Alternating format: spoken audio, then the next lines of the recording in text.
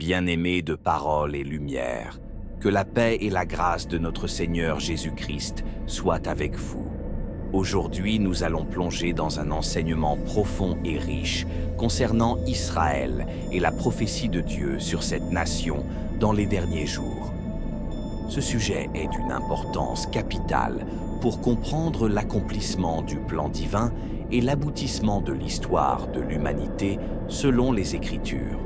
Lorsque nous étudions la Bible, il est impossible de passer à côté de l'importance centrale d'Israël dans les desseins de Dieu.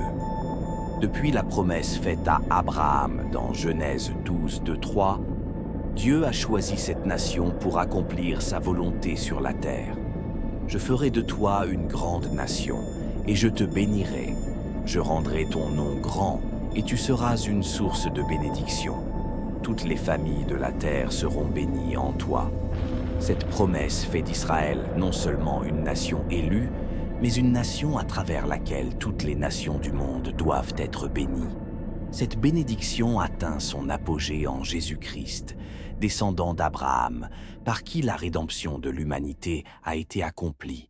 Cependant, dans la perspective des derniers jours, la Bible nous enseigne que le rôle d'Israël est loin d'être terminé.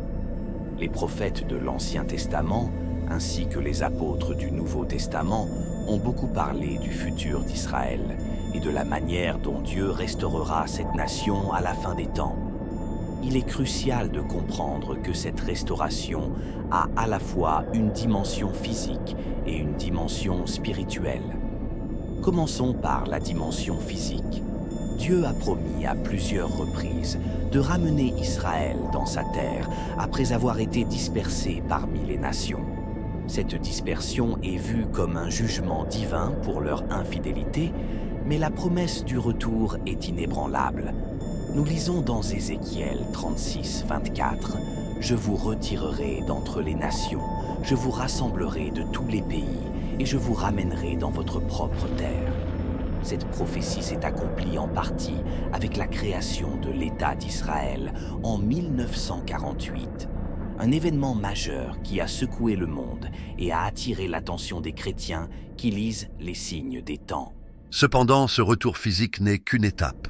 La restauration complète d'Israël inclut une dimension spirituelle profonde. Dieu promet de ne pas seulement ramener son peuple dans la terre d'Israël, mais aussi de transformer leur cœur.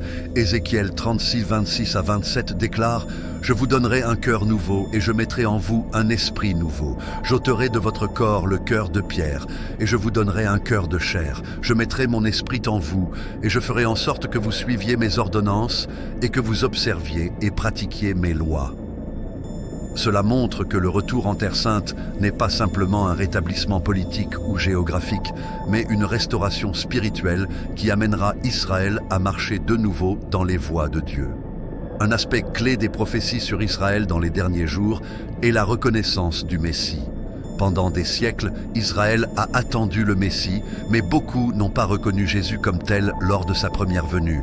Pourtant, la Bible nous dit qu'il viendra un moment où tout Israël reconnaîtra Jésus comme le Messie. Zacharie 12:10 prophétise « Alors, je répandrai sur la maison de David et sur les habitants de Jérusalem un esprit de grâce et de supplication, et ils regarderont à celui qu'ils ont percé. Ils pleureront sur lui comme on pleure sur un fils unique. » Ce passage décrit un moment où les Juifs réaliseront que Jésus, qu'ils n'ont pas reconnu lors de sa première venue, est bien leur Messie. Ce sera un moment de repentance et de retournement national. Paul parle aussi de cette restauration spirituelle dans le livre de Romains. Dans Romains 11, 25 à 26, il explique qu'une partie d'Israël est tombée dans l'endurcissement jusqu'à ce que la plénitude des païens soit entrée, mais que finalement, tout Israël sera sauvé. Cette prophétie nous montre que Dieu a un plan spécifique pour le salut du peuple d'Israël à la fin des temps. La conversion nationale d'Israël viendra après que l'Évangile aura été prêché aux nations, et cela marquera une étape importante dans le déroulement des événements des derniers jours. Un autre aspect crucial des prophéties sur Israël est le rôle de Jérusalem. Dans les derniers jours, la ville de Jérusalem sera au centre des tensions mondiales. Les prophètes ont annoncé qu'une grande coalition de nations se rassemblerait contre Israël, mais Dieu défendra son peuple. Zacharie 12, 2-3 déclare « Voici, je ferai de Jérusalem une coupe d'étourdissement pour tous les peuples d'alentour. En ce jour-là, je ferai de Jérusalem une pierre pesante pour tous les peuples. Tous ceux qui la soulèveront seront meurtris. » Ce passage prophétise un siège contre Jérusalem par les nations du monde, mais il contient aussi une promesse que ceux qui se dresseront contre elle seront écrasés. Cela nous conduit à un événement cataclysmique que l'on appelle souvent la bataille d'Armageddon. Cette bataille est décrite dans le livre de l'Apocalypse, où les nations se rassembleront contre Israël dans un ultime effort pour la détruire. L'Apocalypse 16:16 parle de la vallée d'Armageddon comme étant le lieu où ces armées se rassembleront. Mais l'issue de cette bataille est déjà connue, car Jésus reviendra en gloire pour détruire les armées qui s'opposent à Israël et pour établir son règne sur la terre. Apocalypse 19:11-16 décrit le retour glorieux de Jésus comme le roi des rois et seigneur des seigneurs, venant pour juger les nations et régner sur la terre. Dans ce contexte, nous comprenons que le retour de Christ est directement lié à la rédemption d'Israël et à la réconciliation de cette nation avec leur Messie. Lorsque Jésus reviendra, il mettra fin aux souffrances et aux persécutions qu'Israël a endurées, et il inaugurera un règne de paix et de justice. Jérusalem deviendra alors le centre spirituel du monde, comme le prophète Ésaïe l'a annoncé dans Ésaïe 2:3. Il arrivera, dans la suite des temps, que la montagne de la maison de l'Éternel sera fondée au sommet des montagnes, et toutes les nations y afflueront. Des peuples s'y rendront en foule et diront « Venez, montons à la montagne de l'Éternel ». L'avenir d'Israël dans les prophéties bibliques est donc à la fois glorieux et terrifiant. Glorieux parce que Dieu accomplira toutes ses promesses en faveur de cette nation. Terrifiant parce que cela se fera au travers de tribulations, de conflits et de jugements sévères. Mais au final, Israël sera restauré. Et cette restauration sera une bénédiction non seulement pour Israël, mais pour toute l'humanité. Ésaïe 61:3 parle de ce temps glorieux où la gloire de l'Éternel se lèvera sur toi. Les nations marcheront à ta lumière et les rois à la clarté de tes rayons. En conclusion, frères et sœurs, l'histoire d'Israël est étroitement liée à la fin des temps et il est crucial pour nous, en tant que croyants, de comprendre ce rôle. Dieu a un plan de rédemption, non seulement pour Israël, mais pour le monde entier. Et ce plan passe par le rétablissement d'Israël. Nous devons prier pour Israël, comme nous le rappelle Psaume 122:6. Demandez la paix de Jérusalem. En tant qu'Église, nous devons également nous préparer à ces événements en restant fermes dans notre foi et en nous tenant prêts pour le retour imminent de notre Seigneur. Chers frères et sœurs de Parole et Lumière, continuons à explorer cette vérité profonde sur Israël et la prophétie de Dieu concernant cette nation, car il y a encore tant à dire. Nous avons déjà vu comment Dieu a choisi Israël, comment il l'a restauré physiquement et spirituellement, et quel rôle clé cette nation joue dans l'accomplissement des prophéties des derniers jours. Approfondissons encore davantage cette révélation, car elle nous permet de mieux comprendre le plan divin et de discerner les signes des temps. Nous devons saisir que tout ce qui concerne Israël est directement lié à la fidélité de Dieu envers ses promesses. Dieu est un Dieu d'alliance, et ce qu'il dit, il l'accomplit. Lorsque nous revenons à l'alliance qu'il a faite avec Abraham dans Genèse 17, 7-8, nous voyons que Dieu a promis à Abraham que cette terre appartiendrait à sa descendance comme une possession perpétuelle.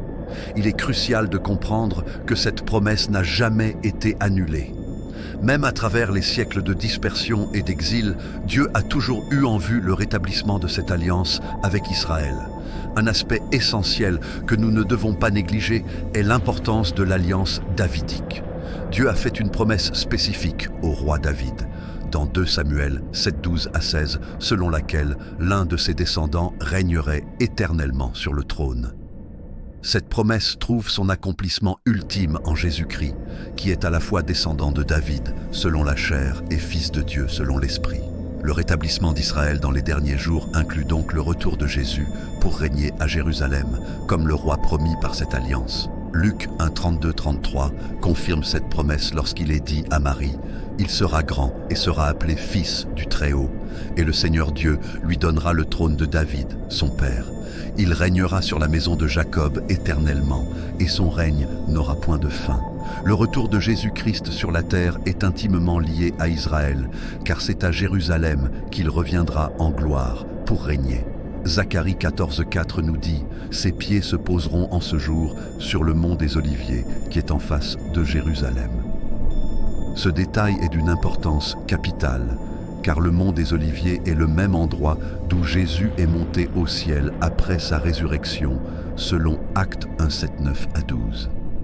Les anges avaient dit aux apôtres que Jésus reviendrait de la même manière qu'il était parti. Cela montre que le retour physique de Jésus est directement lié à la terre d'Israël, et en particulier à Jérusalem, qui est appelée à devenir le centre du gouvernement messianique dans les derniers jours. Dans ce contexte, Israël ne sera pas seulement restauré en tant que nation politique, mais aussi en tant que nation sacerdotale et spirituelle. Exode 19, 5 à 6 nous dit que Dieu avait appelé Israël à être un royaume de sacrificateurs et une nation sainte. Cette vocation spirituelle est toujours valide aujourd'hui et trouvera son accomplissement dans les derniers jours, lorsque tout Israël reconnaîtra Jésus comme le Messie et sera utilisé par Dieu pour éclairer les nations. Cependant, avant ce moment glorieux, la Bible nous enseigne que des épreuves et des tribulations sévères frapperont Israël. Jérémie 37 parle de cette période comme étant le temps de la détresse de Jacob, un temps de grande souffrance pour la nation d'Israël. Cette période correspond à ce que nous appelons la Grande Tribulation, un temps de jugement mondial décrit dans le livre de l'Apocalypse. Jésus lui-même a parlé de cette période dans Matthieu 24, 21 à 22 en disant « Car alors la détresse sera si grande qu'il n'y en a pas eu de pareille depuis le commencement du monde jusqu'à présent et qu'il n'y en aura jamais.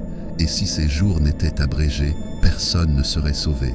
Mais à cause des élus, ces jours seront abrégés. » Le terme « détresse de Jacob » souligne que cette tribulation aura un impact particulier sur Israël, bien que le monde entier en sera affecté.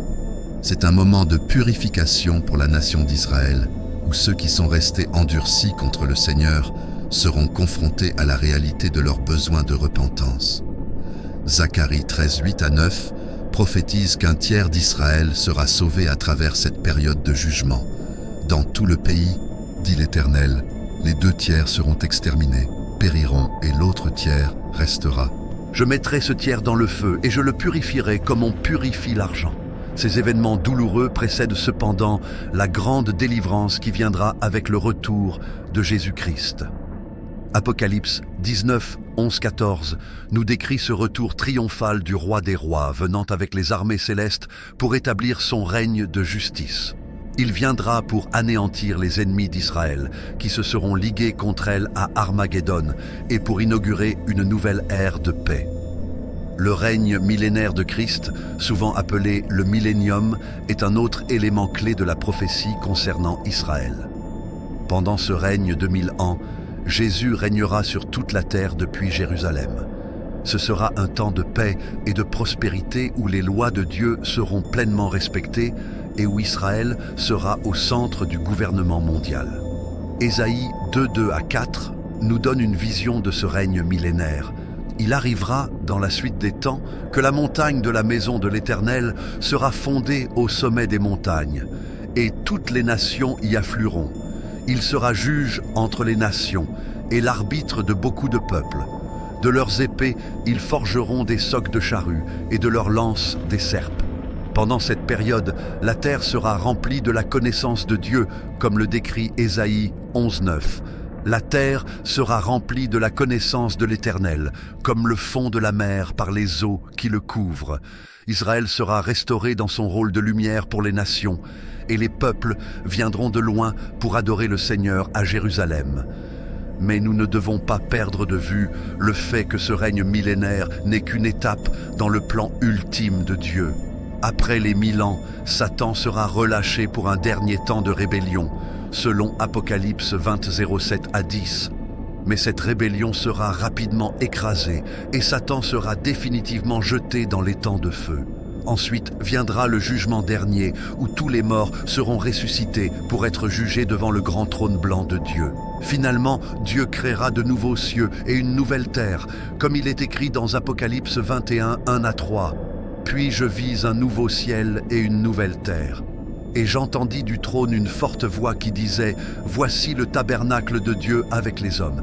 Il habitera avec eux et ils seront son peuple, et Dieu lui-même sera avec eux. » C'est l'accomplissement final du plan de Dieu, où la rédemption sera pleinement réalisée et où Dieu habitera parmi son peuple pour l'éternité.